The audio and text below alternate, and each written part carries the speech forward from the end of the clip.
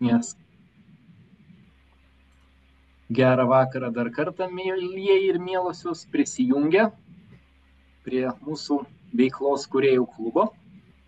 Ir smagu girdėti, kad turim panašios patirties, pereinate per panašius išbandymus, vadinasi, galėsime jums padėti įvairiais būdais.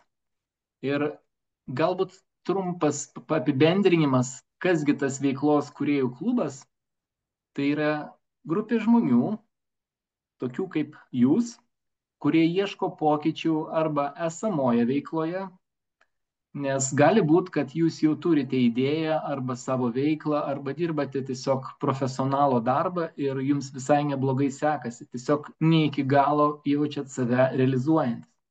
Gali būti, kad galvojate apie savo veiklą kaip papildomą arba kaip pagrindinę, na kitaip, va čia Milda dalinasi kelionę, kaip susikurti savo papildomą veiklą, kuri gali tapti pagrindinė veikla. Taip pat čia sutiksite bendra keleivių, o galbūt ir bendraminčių jūsų veiklai, taip gali nutikti. Su dideliu malonumu padėsime, kiek turime patirties, žinių ir esame matę skirtingų veiklų, nes visgi esame trys ir su labai įvairiom patirtim. Tai nepameluosiu, kad turbūt yra tekę bendrauti bent jau su pora šimtų žmonių, kurie kūrė savo veiklą. Taip pat galvojam, kad turim galingus įrankius ir metodus įveikti tas kliūtis arba tuos minų laukus, apie kuriuos kalbėjau truputį pradžioje. Nes taip jau yra, kad kai pradedame savo veiklą, įsivaizduojam, kad tai yra tiesioginis kelias kažkur ten mus vedantis į kalną. Greitkelis tiesiog. Greitkelis į sėkmę. Tikroji kelionė yra truputį kitokia, jinai eina vingiuotų keliu, įvairiais zigzagais, pirmin atgal ir joje sutinkame įvairias kliūtis. Tai yra labai svarbu, nes mes darysime tris dalykus. Mes kursime jūsų žemėlapį, apie tai gal truputį papasakos Milda pabaigoje, kur norite nukeliauti, kaip galėtumėm tą padaryti, jums padėti ir ko trūksta šiandienai, arba kitaip tariant, kokie yra resursai. Taip pat įsivertinsime kliūtis, nes kiekvienas sutinkame kliūčių, su kai kuriuom pavyksta susidoroti, su kai kuriuom ne ir velkame tada kaip sunkia kuprinė arba inkarą ant nugaros. Vat, tai tą irgi galėsime jums padėti. Vat, ir turbūt galim judėti su sekančia skaidre. Taip, kaip ir kalbėjome, nuo kogi prasideda ta veiklos kūrėjo kelionė.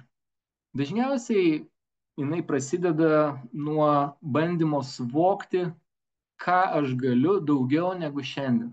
Nes yra, sutiksite turbūt dalis žmonių, kurie patenkinti pilnai savo gyvenimu ir jau jie nieko daugiau stipriai keisti nenori, nes galbūt yra taip auklėti, kad dirbu darbą ir to užtenka, kiti ateina tiesiog, nes reikia į darbą, o treti galbūt net negalvoja, kad darbas yra svarbi gyvenimo jiems dalis ir jie pilnai save realizuoja kažkur kitur.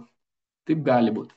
Tai va tas savęs pažinimo etapas, jisai leidžia suprasti, ar aš esu savo rogėse, kitaip tariant, ar aš realizuoju tai, kas yra manyje geriausio, ar aš įgyvendinu tą, sakytume, pašaukimą, su kuriuo kiekvienas, aš labai tikiu, ateiname į šitą žemę. Tai vat, kai jau mes save truputį pažįstam, galim šitame etape atsakyti, kas mus motyvuoja ir kaip judėti į priekį. Nes gali būti, kad mes svajojame apie veiklą, bet sėdim ant sofos. Nu, vat, nepradedam, ne? Kodėl? Todėl, kad motyvas nėra pakankamas atsikelti nuo tos sofos. Čia, sakyčiau, labai panašu kaip sportas. Vat sako, noriu būti labiau energingas arba išlaikyti figūrą, bet pradėsiu sportuoti nuo pirmadienio arba nuo sausio 1. Sau tokį pažadą duodam. Tai vat, jeigu tas motyvas tik tai toks, kad būtų gerai arba aš norėčiau turėti, bet nepasiruošęs dirbti, dėti pastangų, tai matyti tikėtina, kad su tokiu motyvu nepavyks pasiekti rezultatų. Bet geroji žinutės pusė yra ta, kad už kiekvieno mūsų stovi tam tikras motyvas jau šiandien. Ir jeigu mes galime išsiaiškinti tą motyvą ir prijungti jį prie tos veiklos, kuri mums yra prasminga, tai yra tobulas rinkinys. Vat čia mes ir pasiekėme trečią punktą, kaip tą kryptį išsigryninti. Nes yra įvairių metodikų, galima stiprybės analizuoti, galima patirtį žiūrėti, galima klausti aplinkinių, ką jie apie mus jau žino, nes iš išorės geriau matosi, kokie mes esame. Kartais mes save arba nužeminam, arba truputį pakeliam nosį į viršų ir galvojam apie save per gerai. O aplinkiniai jie mato mus kiekvieną dieną, tie, kur dažniau mato, ir tikrai galėtų suteikti grįžtamą ryšį.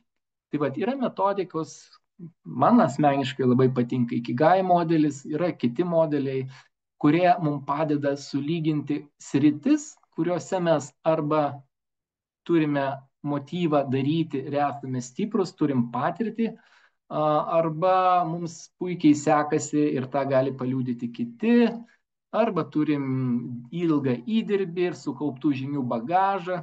Na ir aišku, idealiam atveju tai kažkam yra reikalinga. Vadinasi, mes galim tas žinias supakuoti ir paversti vertingą paslaugą kitiem aplinkiniam. Vat, priėjom ketvirtą etapą, kuris neišvengiamai aplanko kiekvieną kūrėją. Tai yra įsivertinimas tų resursų, kuriuos mes turim. Resursas tai gali būti laikas, nes noriu kurti veiklą, bet neskirsiu tam laiko, 20 minučių į savaitę. Tai kokią aš veiklą galiu sukurti? Galbūt žinių norėčiau daryti, bet nežinau sekančių žingsnių, kaip kad buvo šiandien jau nuskambėję. Galbūt trūksta kažkokių kitų resursų. Vieni įvardins finansus, kiti sakys bendražygių, treti sakys dar kažkokį dalyką. Žinių trūksta, dar reikia pasimokyti, dar vieną, antrą, trečią, penktą sertifikatą gauti. Gali būti irgi. Tiesiog objektyviai mūsų tikslui reikia įsivertinti, kokių resursų reikia ir kokiais aš šiandien jau turiu, disponuoju. Tada natūraliai keliausime vis tiek iki veiklos plano, tokio vadinamo testo. Na, jeigu jau aš sugalvojau, kad mano veikla gali būti ir aš tų žinių turiu, tai reiktų ir ištestuoti.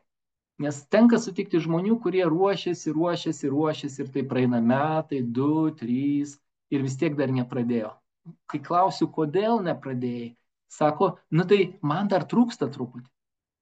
Tai taip nevyksta. Jeigu pažiūrėtumėm veiklų kūrimo etapus, tai jie eina bandymų keliu. Padarėm mažą bandymą. Aha, tiko, netiko. Kažką patobulinu, darau antrą bandymą. Aha, šitas geriau pavyko. Tokiu būdu mes testuojame, kol randame tai, ką vadina sweet spot arba tokiu veiksmingų modelių. Ne, tai yra verslų pasaulyje toks metodas, tas pats yra ir veiklų kūrėjų pasaulyje. Nes pabandėme sužinome 2 dalykus. Ar mes esame reikalingi aplinkai, klientams, bendruomenėms, kad ir kam ten būtų. Ir antrąją pusę, ar aš noriu tą daryti, ar tai man patinka, ar tai mane pripildo. Nes patikėkite, susitikę žmonių, kurie kažką pasiekė ir sako, nedžiugina. Ir ne todėl, kad finansai nedžiugina, veikla nedžiugina. Sako, mane sekina, aš negaliu to daryti. Tai vat, abu dalykai testi yra labai svarbus. Na ir galiausiai, jeigu mes jau tą turime bandomąjį variantą ir galvojam, kad jis mums pavyko, tada judame į žinutės sklaidą, klientų rato plėtrą, auditorijos auginimą, automatizacijas ir kitus dalykus, kurie yra būtini, bet jie atsiranda jau, kai mes turime veikiantį modelį, kurį esame truputį pasitestavę. Tai vat čia aš trumpai pabandžiau nupiešti paveikslą, tą etapiškumą, per ką pereina žmonės. Galbūt vieno dalyko dar nepaminėjau, čia tikrai yra šitame kelyje ir etapai, kai mes susidurime su vidiniais kirminais. Pažįsta tuos kirminus, kurie sako, dar reiktų biški žinių. Dar reikėtų man, galvoju, dar ne metas, dar galiu biški pakentėti, palaukti. Ir tada bam, iš darbo atleidžia, pavyzdžiui. Arba bam, ir kažkas ten pasikeičia. Ir tada, vėl nebegaliu kurti, nes kažkas nutiko labai baisaus, turiu greitai spręsti dabartinę problemą. Tai vat, mes turim instrumentus, patirtį daugiametį ir istorijas, turbūt jau galima sakyti 100 žmonių, kuriem pavyko su savo tais kirminais susidoroti. ir mes linkę šitoje kelionėje dalintis ir ne tik metodais, bet galbūt ir padėti jums patiems išmokti savarankiškai tą daryti. Nes turbūt tai yra geriausia kelionė, ne vien tai, ką pasieki, o kokiu žmogumi joje tampi. Tai mane pradedant kelionę palydėjo su šito palinkėjimu, tai aš jums irgi jį pakartosiu. Daug svarbiau yra tuo, ko jūs tampate šitame kelyje, net negu tai, ką jūs galbūt galvojat, kad šiandien pasieksit. Nes jūs viršysit savo lūkesčius. Galbūt ne iš karto, bet tikrai apsidovanosite naują savo versiją, naujais sugebėjimais, naujų įgūdžiais, naujom patirtim. Ir tai labai praturtina. Tai čia apie etapus. Bet etapai etapais, kaip ir minėjau, kelyje lauks minų laukas.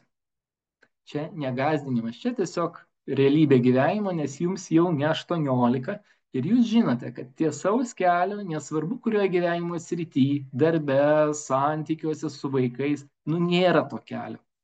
Nėra. Vadinasi, bus kliūtis.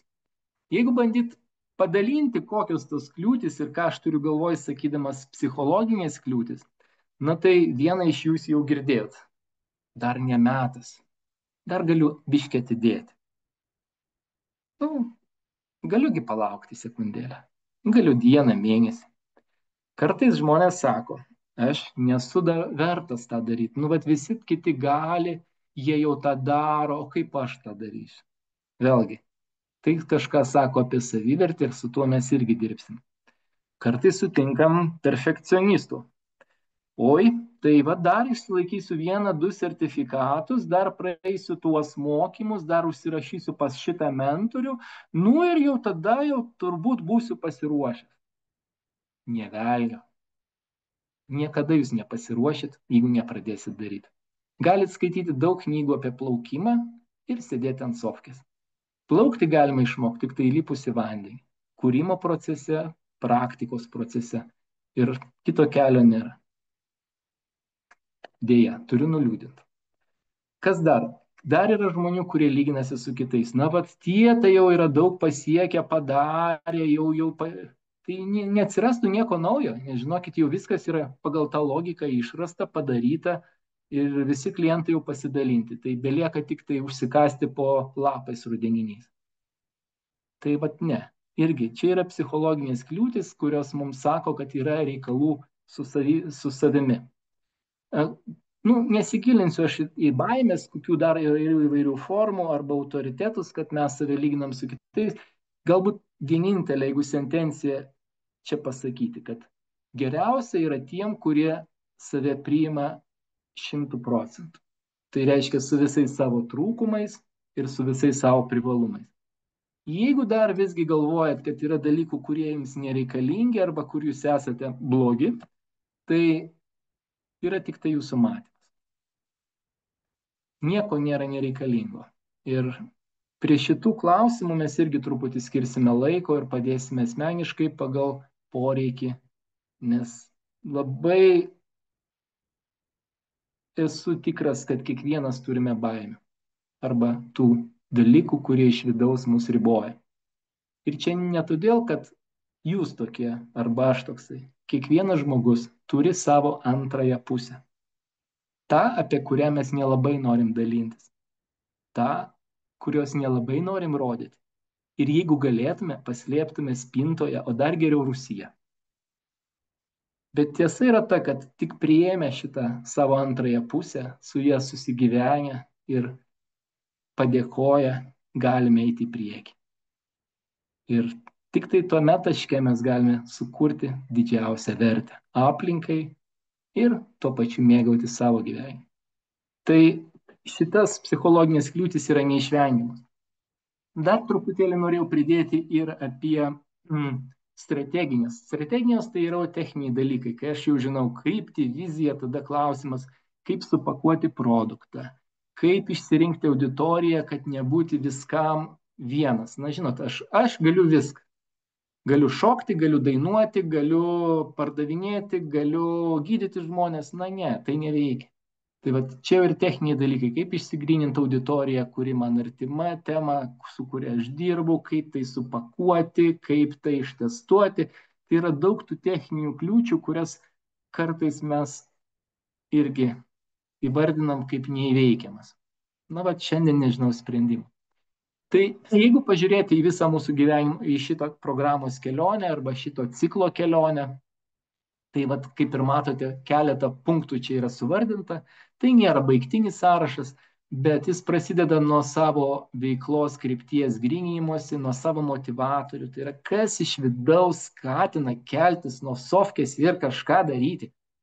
Galų gale, kuria kryptim pasukti, nes žinot, jeigu nežinai krypties, tai joks vėjas nepakeliui. Na, vat, privažiuoja kaip autobusai stotelėje jūsų galimybės, o jūs pažiūrit, ne, čia ne man. Dar ne metas, aš dar nepasiruošus. Arba aš turiu kirminų ir su jais pasilieku gyventi. Na, dėja. Šitą įveiksim.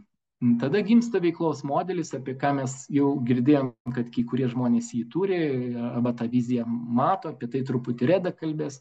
Ir keliaujam jau prie labiau taktinių sprendimų.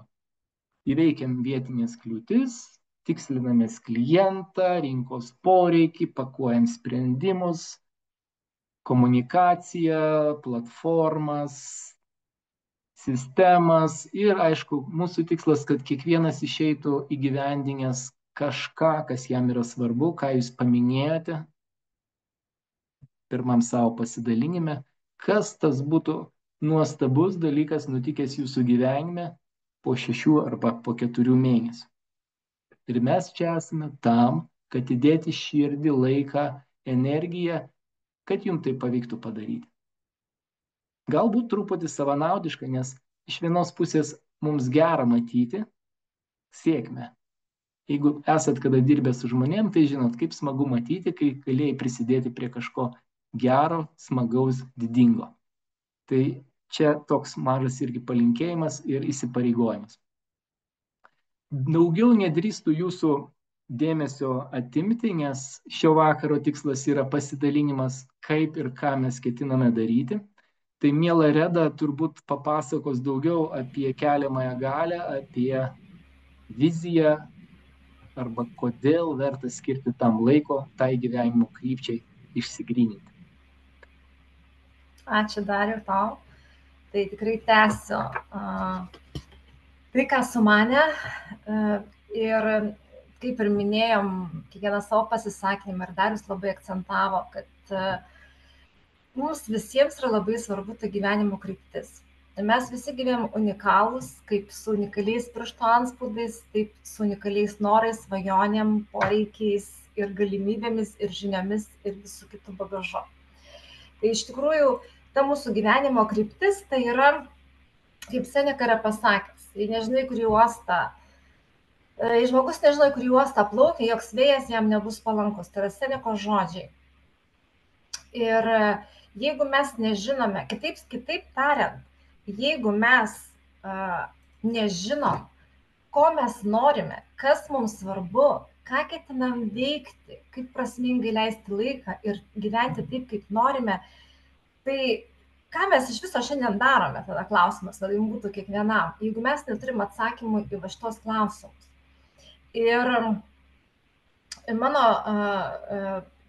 ir pačios patirtis ir šiek tiek dar iš teorijos, kaip kas yra tas mūsų gyvenimo kryptis, yra aukščiausios vertybės.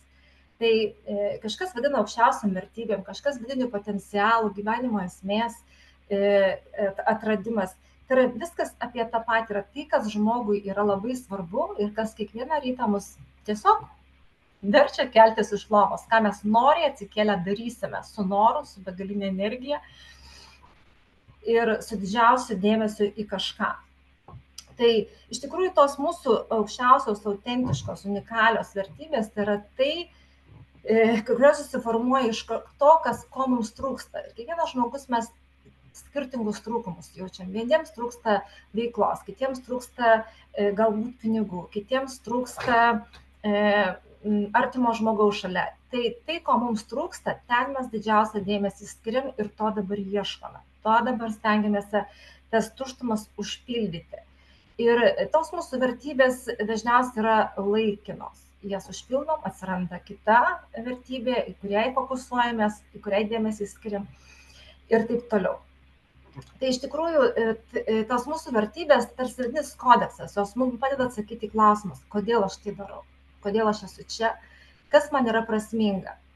Ir neatsitiktinai įdėjau šitos paveikslėlius, kuriuose labai aiškiai matosi, kaip žmonės su didžiausia meile, aistra daro tai, kas jiems yra labai svarbu, kas jiems miela, kas jiems yra prasminga. Ir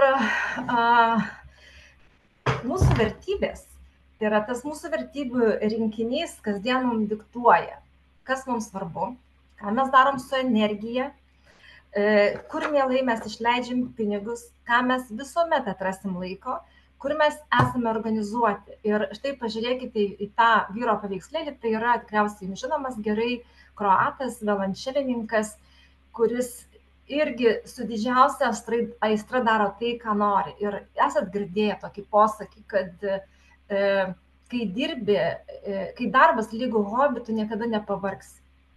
Niekada. Tu visada būsi įkvėptas, tu visada būsi pilnas energijos, tikrai žinosi, ką daryti šiandien, rytoj su įkvėpimu.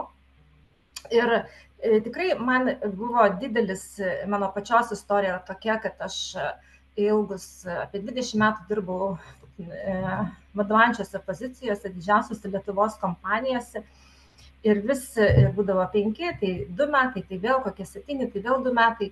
Ir aš neišbūnu ilgai, kiti žmonės dirba ilgai tose kompanijose ir jaučiasi gerai, aš niekaip nerasdavau atsakymo.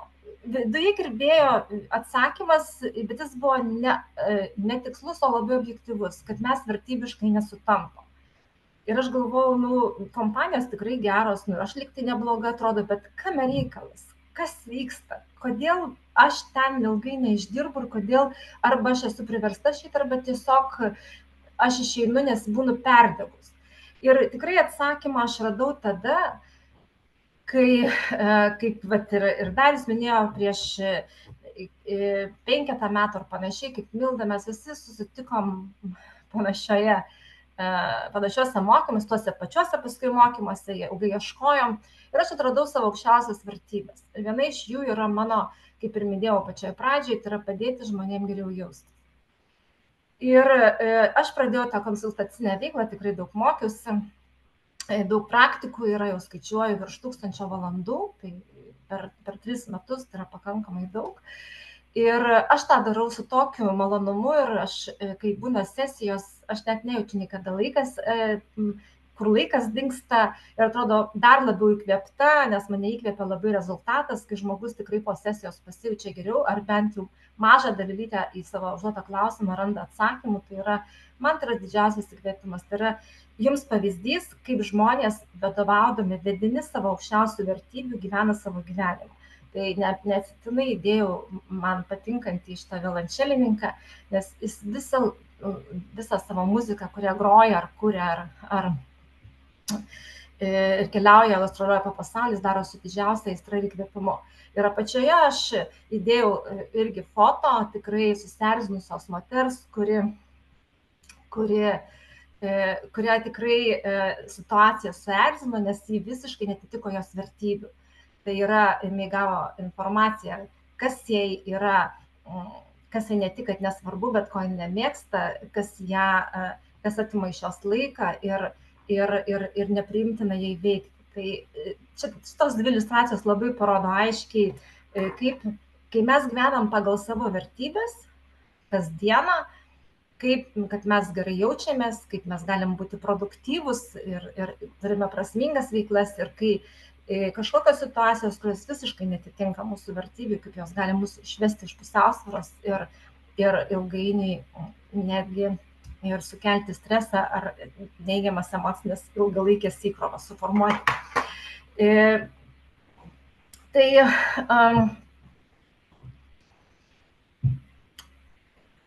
Ką daryti su savo vertybėmis, gal šiek tiek dar vieną pavyzdį duosiu. Turėjau vieną konsultaciją, tokį labai man įsirėžė į atmintį. moteris dirba, nesakysiu kokioje kompanijoje, bet labai žinoma Lietuvos kompanijai, ji dirbo teisininkė ir ji išėjo iš darbo, jos nieks neišmetė, bet išėjo, nes aš sakė, perdegiu, aš nebegaliu.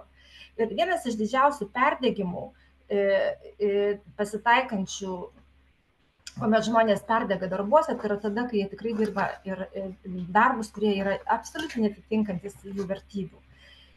Visiškai netitinkantis, neinantis pagal jų širdį. Tai ji buvo teisininkė ir ji baigė teisę dėl to, kad tėvai sakė, nu, tu studijuok teisę, tai tikrai neprapulsi. Nu, jinai studijavo tą teisę, jinai baigė, jinai dirba, jau sukūrus šeimą ir vaikų yra. Ir iš tikrųjų iš to darbo priversta buvo išeiti, nes tikrai pervargo.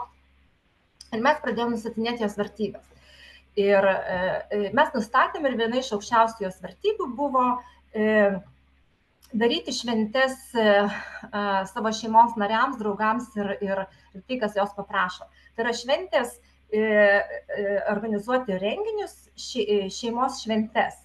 Ir jinai, kai apie tai pradėjo kalbėti, jūs neįsivaizduojat, tiesiog liejasi iš jos lūpų visa ta organizacija, visas tas kaip jinai nuo servetėlių spalvos, ten iki balionų, iki muzikantų, iki visų dekoracijų, kaip viskas organizuoja. Man tiesiog reikėjo pakankamai ilgai klausytis jos, nes tai ėjo tiek iš širdies, tiek su įkvėpimu, tiek su entuziazmu. Ir kai aš uždaviau klausimų, tai kodėl jūs dar iki šiol to nedarote? Jūs nesivaizduoja tokia nejauki pauzė ir tyla. Ir tada suprato. Sakau, tai čia yra jūsų aukščiausia vertybė, bet jūs tą darote su tokiu įkvėpimu, su tokiu entuziazmu, su tokia meile. Jūs net neskaičiuojat laiko ir esat be galo organizuota šitoje srityje. Ir ką jūs manot, jie tikrai pradėjo tą daryti dalyką. Tai ir teisė padėjo į šalį.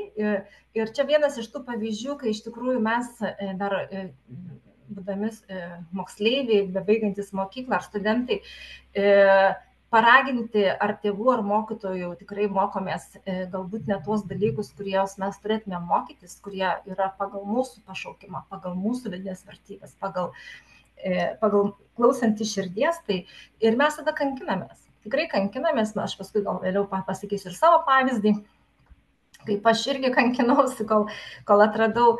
Tai vienas iš dalykų, kur irgi labai rekomenduotina ir man teko ne vienam bebaigiančiam mokyklą jaunuolį nustatinėti vertybės, kad jisai tikrai žinotų, kur jo tas pašaukimas, kur jo tas širdis šaukia, ką jis galėtų daryti prasmingo ir nesikankinti ir studijuoti tuos mokslus, kuriuos pabaigęs galėtų užsiimti jam patinkančią veiklą, kuri būtų prilygtų hobiui. Nes mes tikrai, kai darom tas, kas mums patinka, mes retai kada pavargstam. Tai iš tikrųjų, grįžtant prie to, ką daryti su savo vertybėm, tai jos labai stipriai pasitarnauja mūsų vizijos nustatymai. Profesijos ar veiklos pasirinkimai, šeimos, partnerystės santykių kūrimui ir jų gerinimui, mūsų fizinės ir emocinės sveikatos gerinimui, turto kaupimo strategijos pasirinkimai. Ar kada nors savo uždavėte klausimą savo, ar aš žinau, kas man svarbu, ar aš žinau savo vertybės?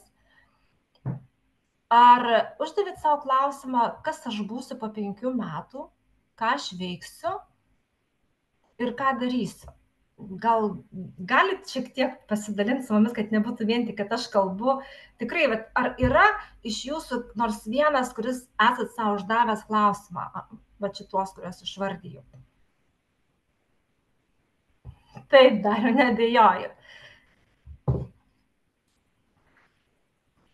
Neabejoju, kad esi uždavęs, bet iš tikrųjų mes tada egzistuojam. Mes tiesiog egzistuojam kiekvieną dieną, keliamės, nežinodami vardan ko mes kažką darysim, kažkur eisim, kažkam skirsim laiko ir tikrai verta stabtelti ir pabandyti atsakyti savo šitos klausimus.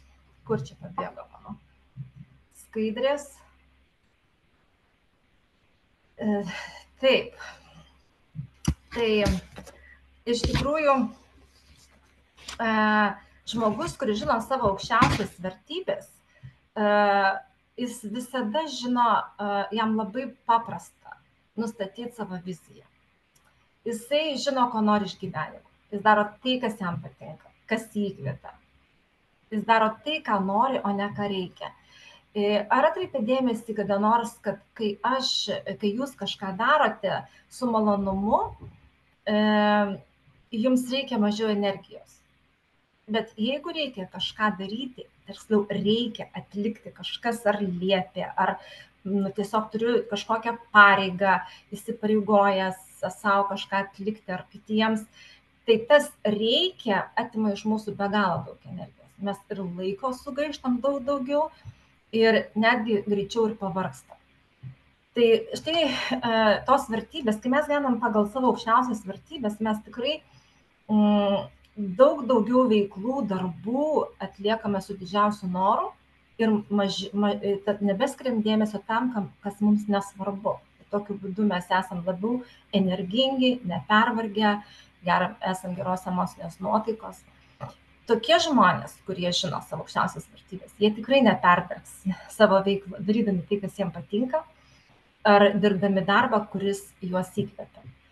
Tokių žmonių laikas ir energija yra nukreipti jiems svarbius darbus. Jie tikrai nešvaisto laiko ir energijos tiems darbams ir veikloms, kurie jam yra nesvarbus. Kaip aš kažkada, pavyzdžiui, mano sūnus, jam karyba, reiškia, pratybos yra labai svarbu. Tai jis tikrai, jeigu jam būtų pasirinkimas eiti į pratybas su savo kolegom Kaspo ar žiūrėti Žalgirio varžybas, tai jisai pasirinktų būtent pirmąjį variantą, nes tai yra jo vertybė. Jam tai yra labai svarbu ir jis renkasi būtent šitą veiklą, šitą laisvalaikį būtent šitom pratyboms.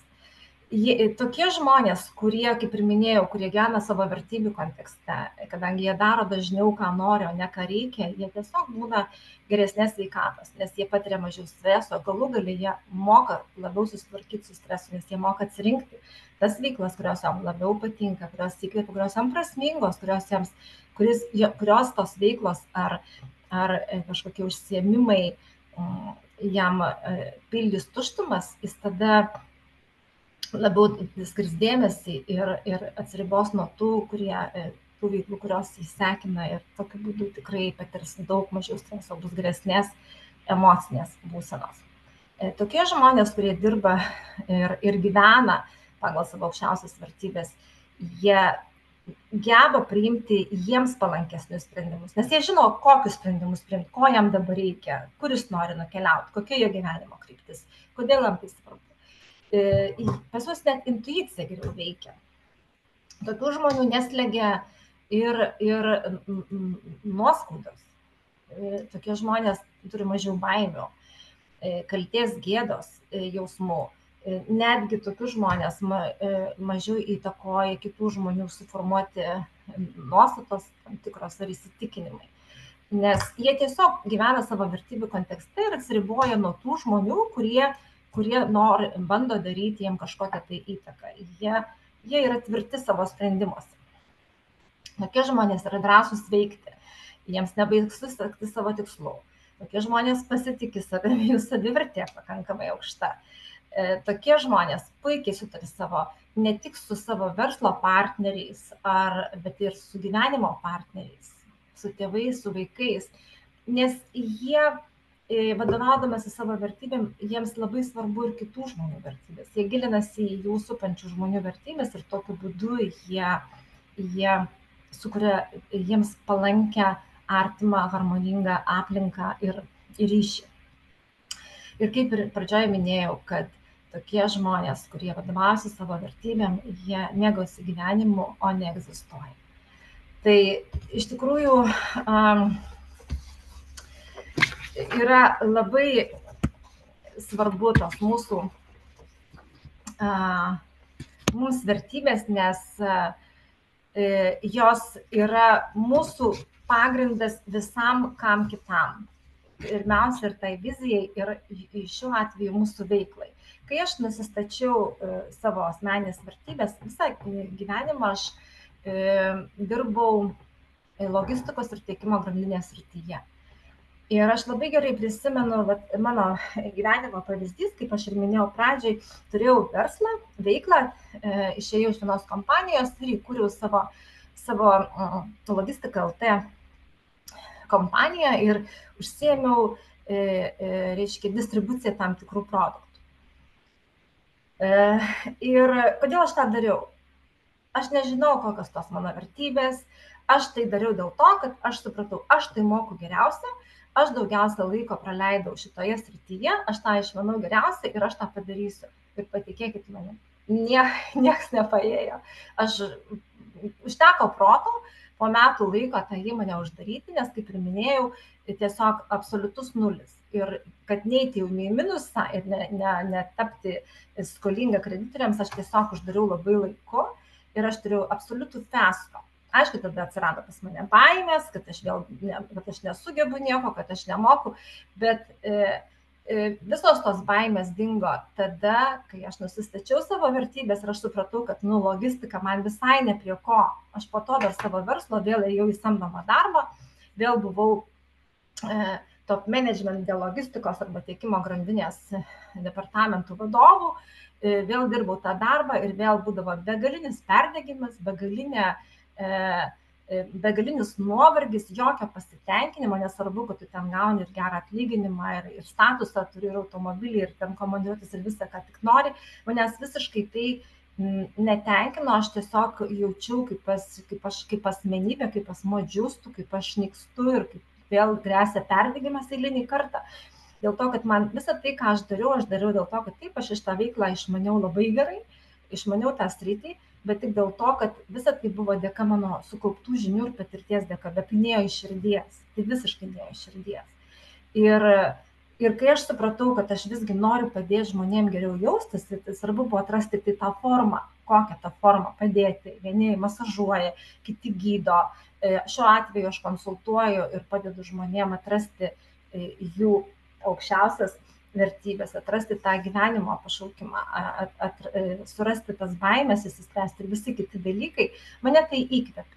Tai mano pačios pavyzdys man parodė, kad gyvenimas ne pagal aukščiausias vertybės, tai yra egzistencinis gyvenimas, tai yra gyvenimas be džiaugsmo, tu nuolat esi nuovargį, nuolat esi nepatenkintas, nuolat esi besiskundžiantis kažkuo. Tai iš tikrųjų aš nepatikau savo ir aš esu labai labai dėkinga šiuo atveju Demartinio vertybių nustatymo metodai, kuris padėjo man atrasti jas ir tikrai gyventi dabar pagal jas. Ir štai esu dabar čia ir tikrai dalinuosi savo patirtim ir tikrai noriu, kad jūs eitumėt trumpesniu keliu, tikslesniu, trumpesniu ir nedarytumėt tų klaidų, kurias mes darėm.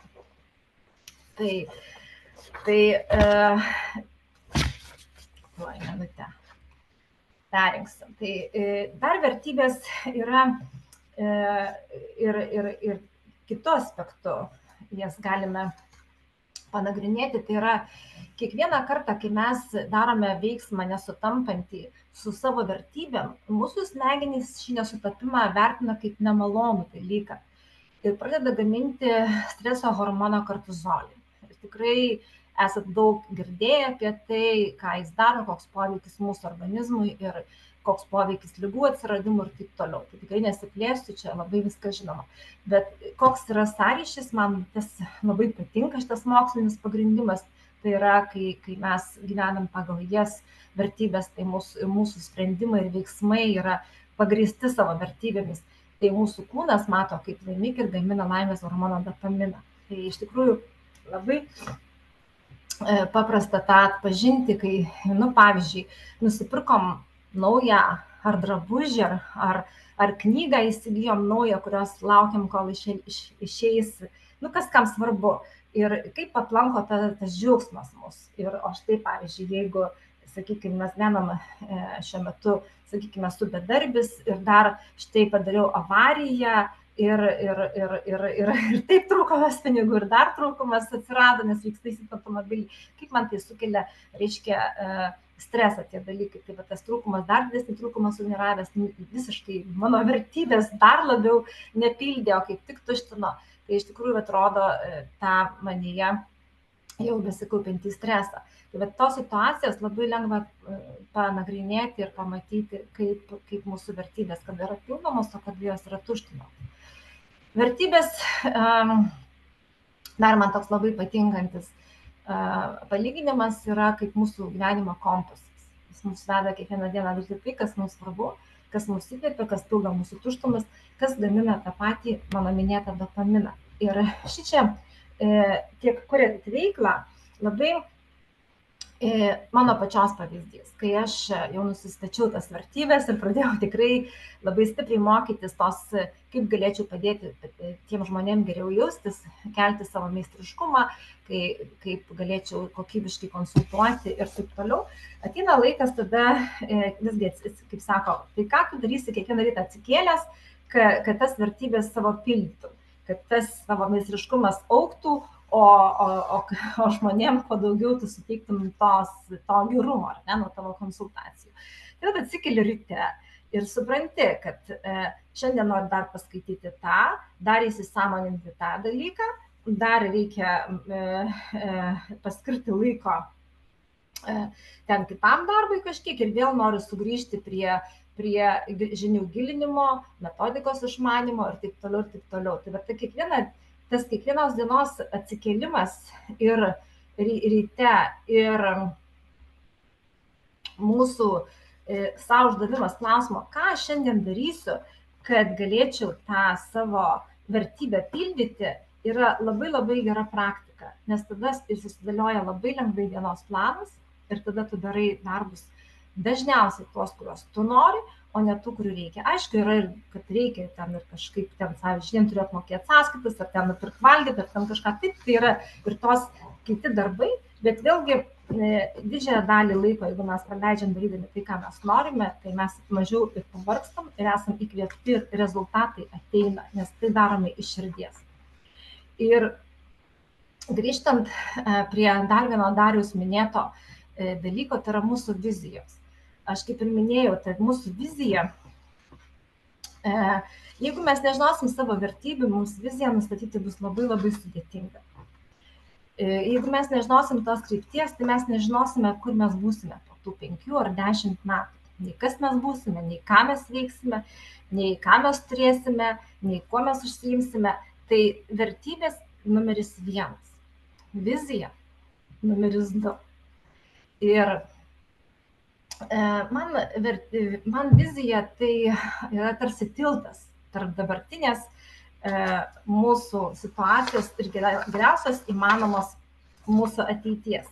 Ir aš neatsitiktinai parodžiau šitą paveiksliuką, tai yra mažas berniukas, kažkoks statinys ir kaip jis svajoja būti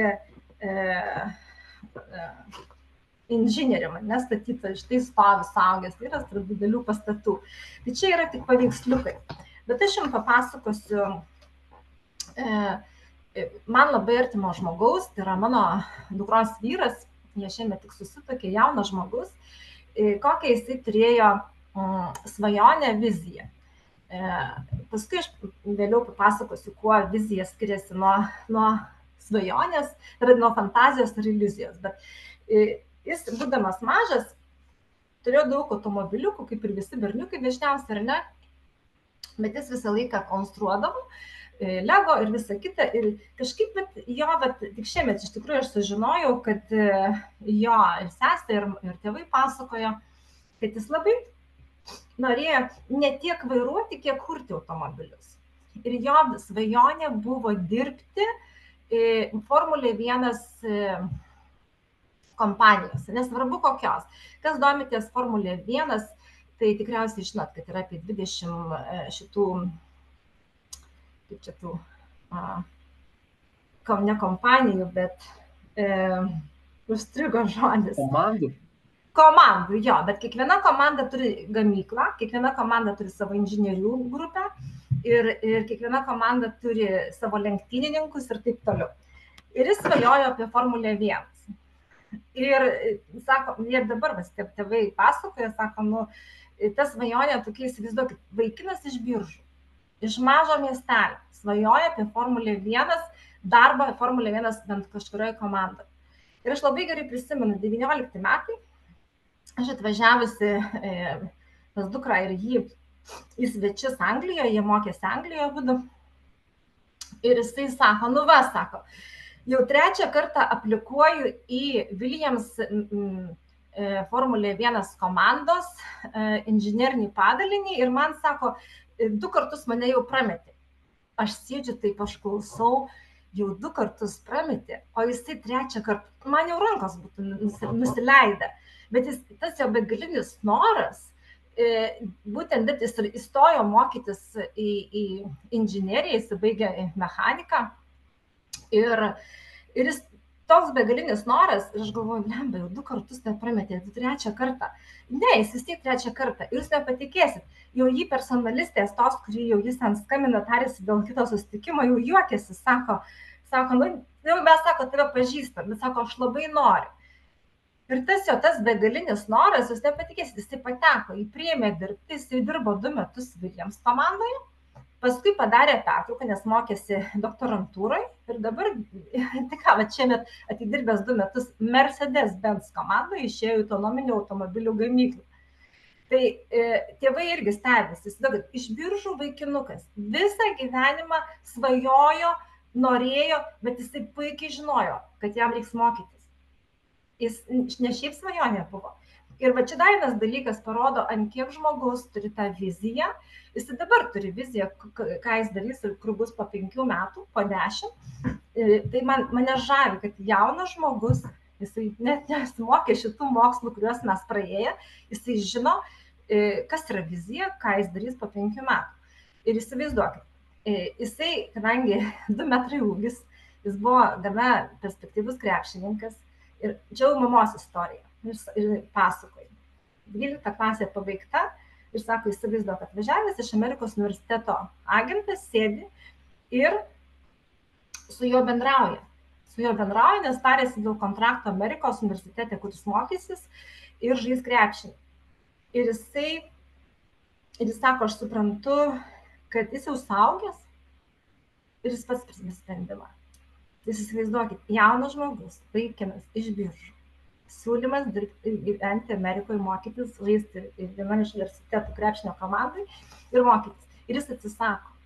Jis atsisako, nes jis nori baigti, ne tam universitete mokytis, kuriam siūlom, jis nori baigti mechanikos inžineriją ir jis nori dirbti Mercedes, bet Formulė 1 komandoje inžinierium. Jis ir buvo atsakingas ten už kažkokią ten pakabą, už kažką nebeprisimenu.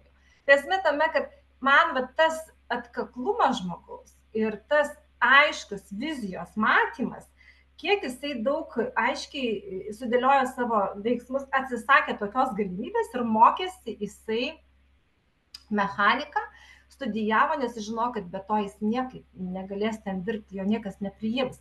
Ir štai lietuvaitis iš Biržų dirbo žinomose 2 pasaulio kompanijose. Dabar tai čia yra apie tai, kad vizija padeda pasiekti sėkmę ir užtikrina, kad ta sėkmė būtų būtent tavo ar tarnautų tavo gyvenimo prasmės įgyvendinimui. Tai čia apie tai buvo. Kaip ir minėjau, kad asmeninė vizija yra labai svarbi, jinai suteikia mums gyvenimo kryptį, prasmę, jinai įkvėpia ir motyvuoja, bet to vaikinuko, jau dabar mano šeimos nario pavyzdys, palengvina tikslų kėlimą, jis didina sąmoningumą, savivertę. Ir vėlgi vienas iš labai svarbių dalykų, aš gal biškį nušoksiu ir paskui pagrįšiu, kuo skiriasi vizija nuo fantazijos ir iliuzijos.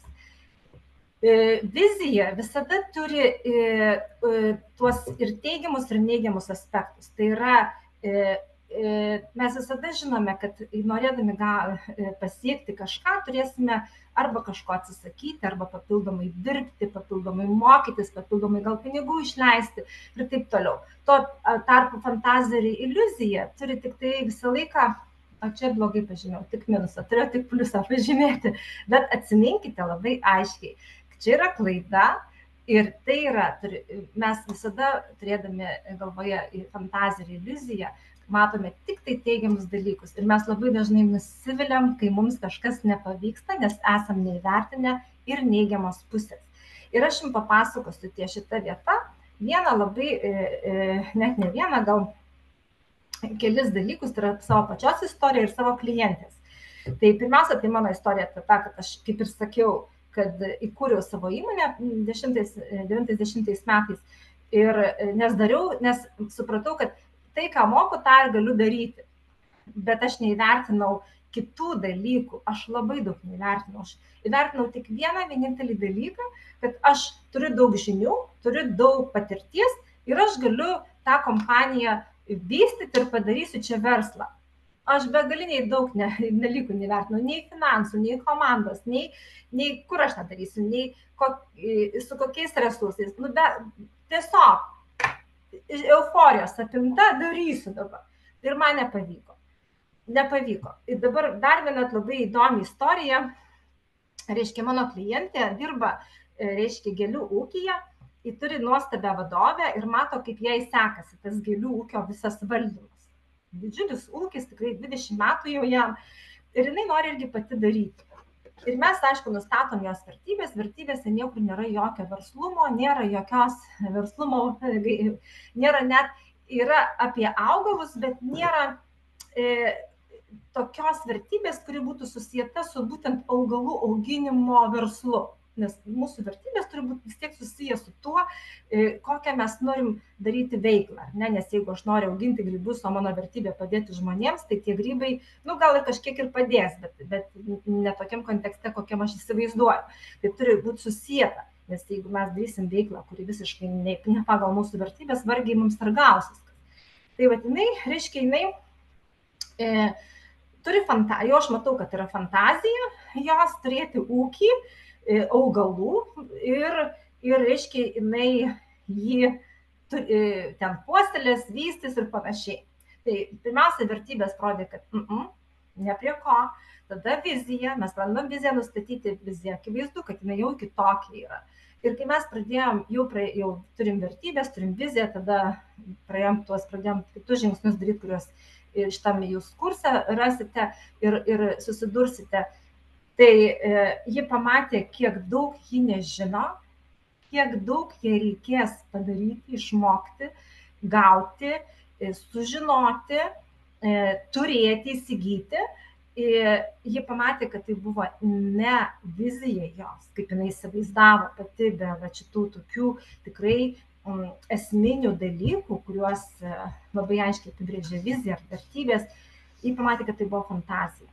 Ir šiandien dienai yra viena nuostabiausiai geriausiai, nes mes turėjom sesijas su jie prieš 1,5 metų, viena nuostabiausiai geriausiai dirbančių darbuotojų, nes ji pamatė, kokia prasme jai būti tuo samdomu darbuotoju, tuo, kuo jinai yra.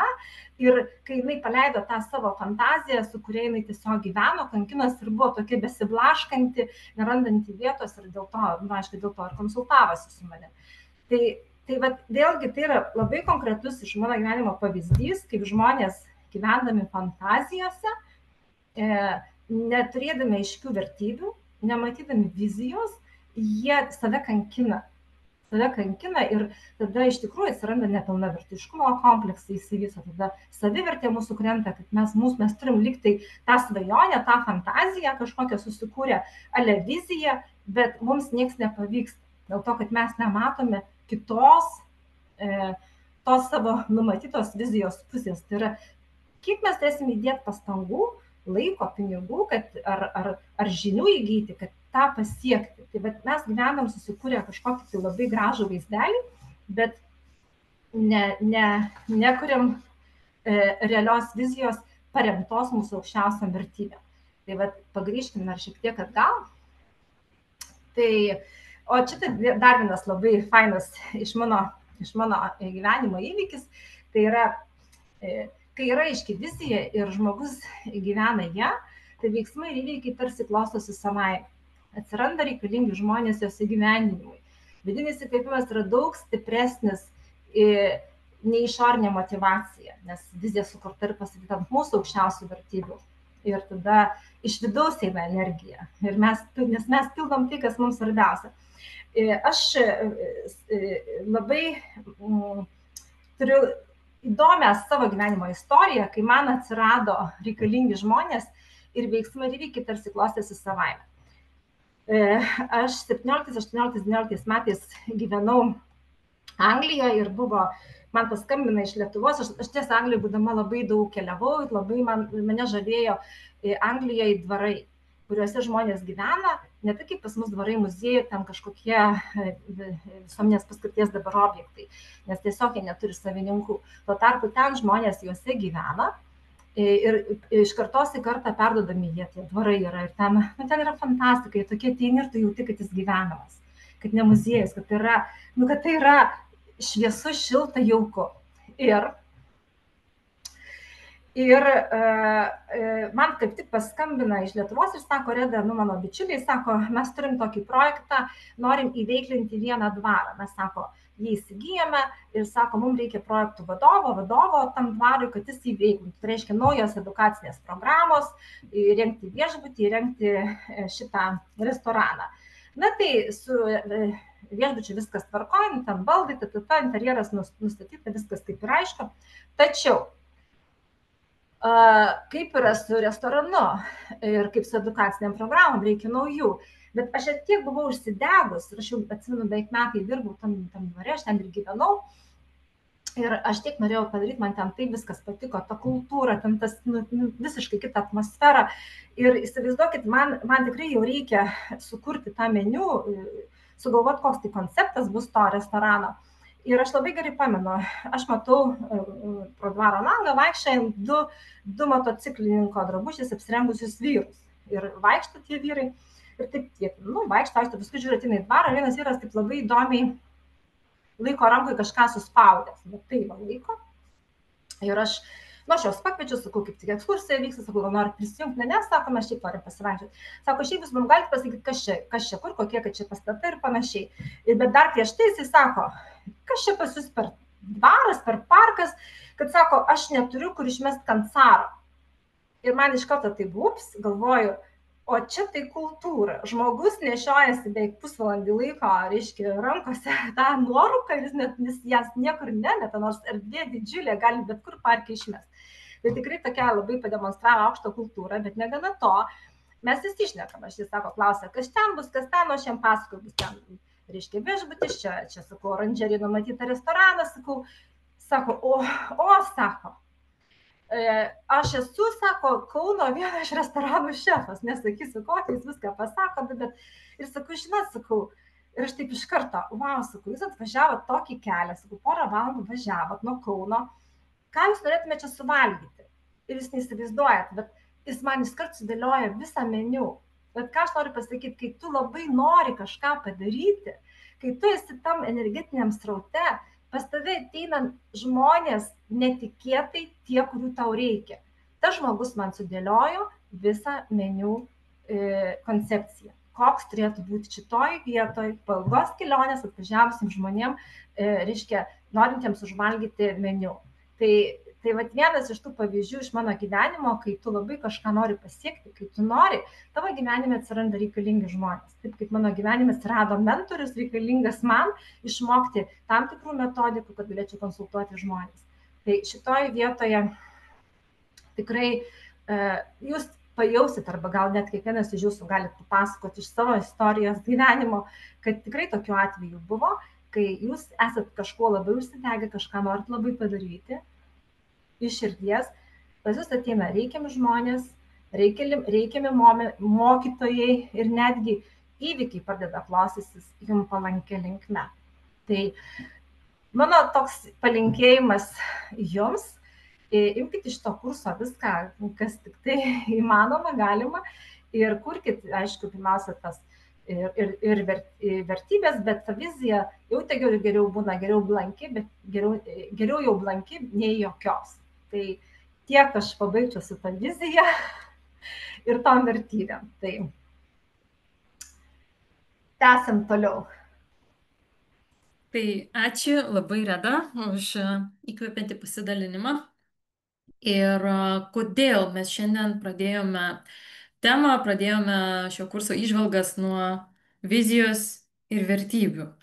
Tai kuo mūsų kursas skiriasi nuo kitų kursų apie veiklos kūrimą, tai yra tikrai labai daug kursų, kurie siūlo iš karto metodus, funnelius, kaip sukurti funnelį, kaip paleisti marketingo reklamą. Mūsų visų trijų mes pasitarėm ir nusprendėm, kad tai bus kelionė.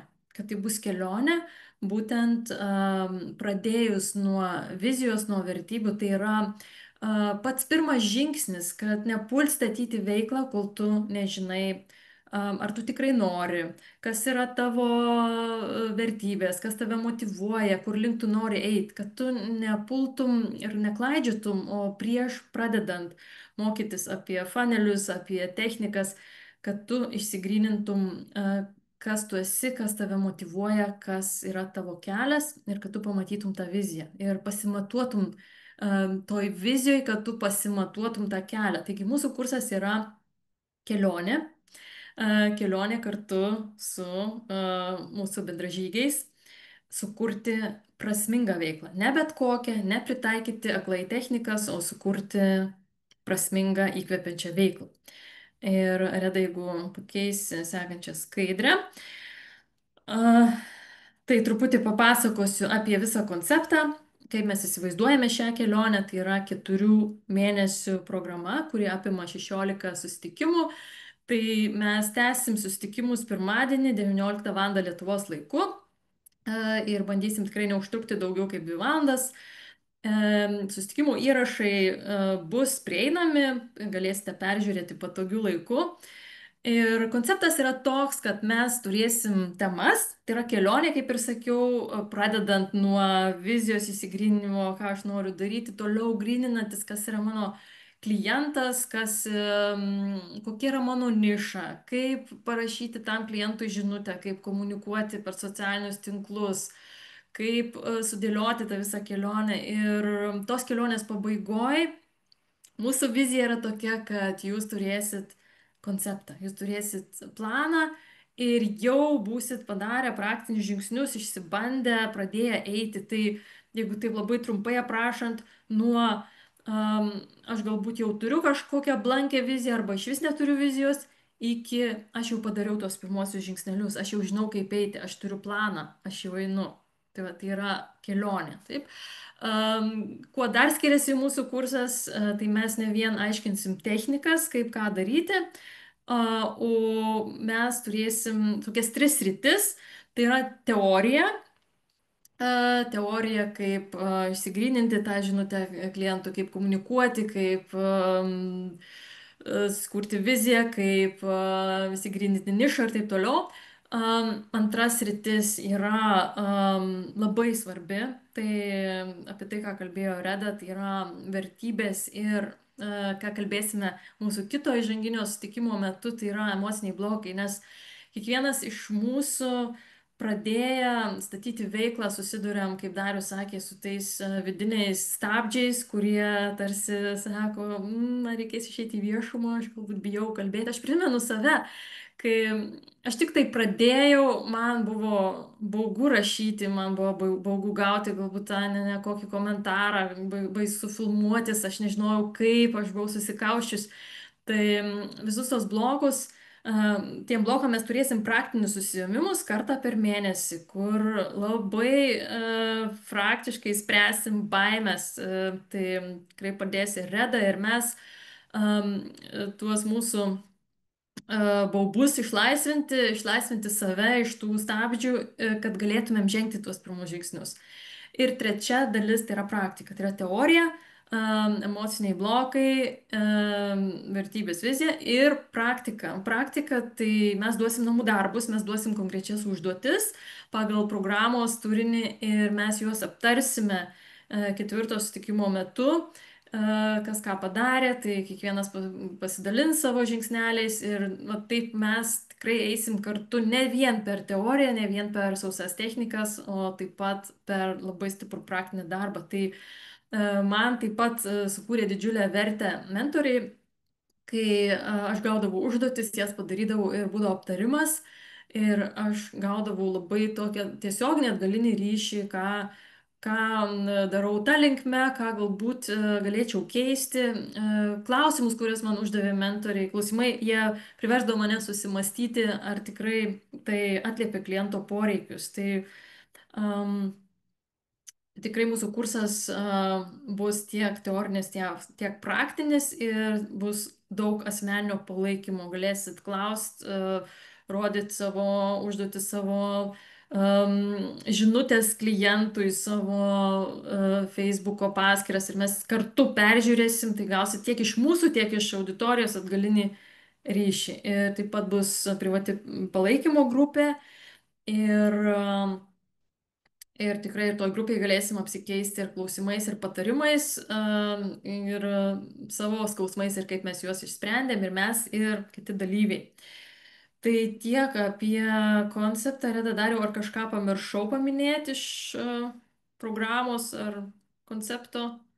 Manau, kad gerai. Viską suminėjai.